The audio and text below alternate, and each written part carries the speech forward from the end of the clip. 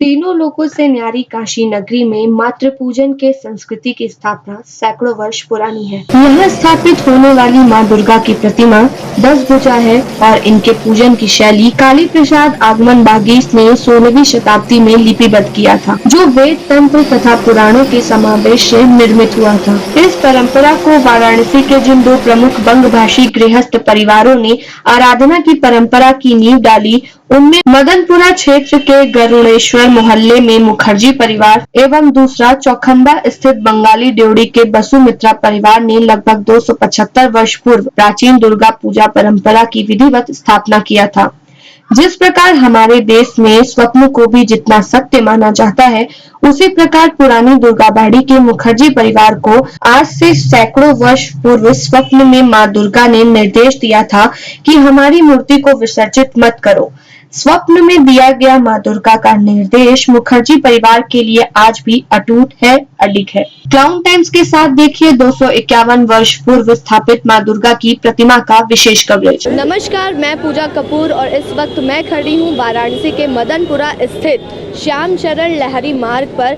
ये वही रास्ता है जहाँ अति प्राचीन दुर्गाबाड़ी की प्रतिमा विराजमान है। आइए मैं ले चलती हूँ आपको अति प्राचीन दुर्गाबाड़ी की ओर। नवरात्रि के अवसर पर मां दुर्गा की प्रतिमा उसी प्रकार जस की तस विराजमान है।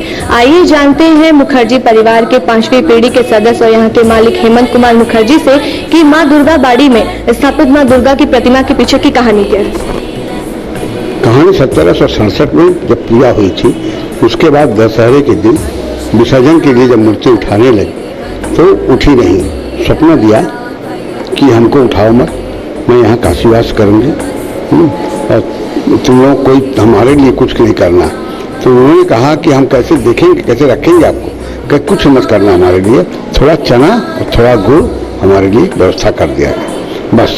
तो वही चना गुड़ का प्रसाद जो आज भी चली आ रही है वो दी जाती है, उसके साथ फल वगैरह रहता है, बाकी और कोई अन्न कोई नहीं चढ़ता है। मुखर्जी जी, मैं ये जानना चाहूंगी कि माँ की प्रतिमा जो चूंकि इतने वर्ष पुरानी है तो उनके रंग रोगन में कुछ किया जाता है हर साल? रंग रोगन किया जाता है लंबे पीड़ा अवधि के बाद, क्योंकि मिट्टी का कलर है, खराब होने का डर रहता है, इसलिए काफी लंबे 8 साल 10 साल बाद तब पूरा रंग होता है। मुखर्जी जी, मैं जानना चाहूंगी कि माँ दुर्गा की प्रतिमा के ठीक बगल में सत्यनारायण भगवान की भी मूर्ति है, तो ये इसकी धार्मिक मान्यता क्या है? धार्मिक मान्यता ये है कि मूर्ति यहाँ पर शुरू से नहीं लगाई गई थी।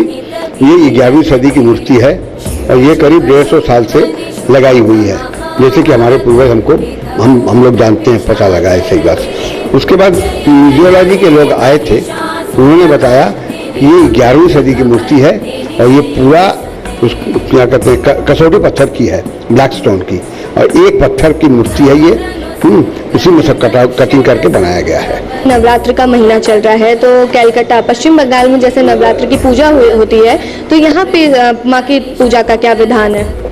नवरात्र में जैसे दुर्गा पूजा होती है जिस नियम से, उसी विधि विधान से पूजा होती है।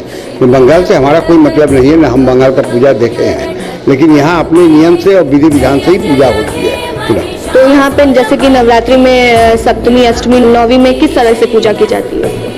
सप्तमी अष्टमी नवमी में कुछ स्पेशल पूजा होती है, टाइमिंग्स कुछ ज़्यादा लगते हैं, नियम तो वही होते हैं, लेकिन रोज के पूजा में केवल घर की मूर्ति है, इसलिए रोज के पूजा में और दुर्गा पूजा में थोड़ा विस्तार में पूजा होता है।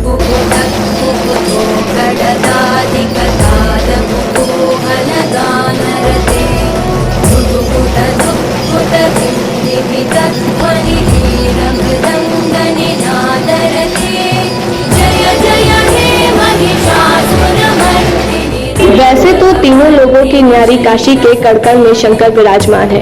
मान्यता है कि भगवान शंकर के त्रिशूल पर काशी बसी है। दुर्गाबाड़ी मंदिर में भी द्वादश ज्योतिर्लिंग के रूप में दर्जनों शिवलिंग विराजमान है।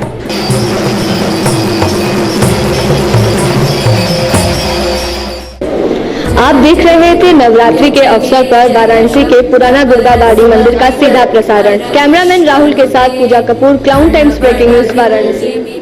क्लाउन टाइम्स ब्रेकिंग न्यूज की खास खबरों को देखने के लिए हमारे YouTube चैनल को सब्सक्राइब करें, लाइक करें और बेल आइकॉन को क्लिक करें।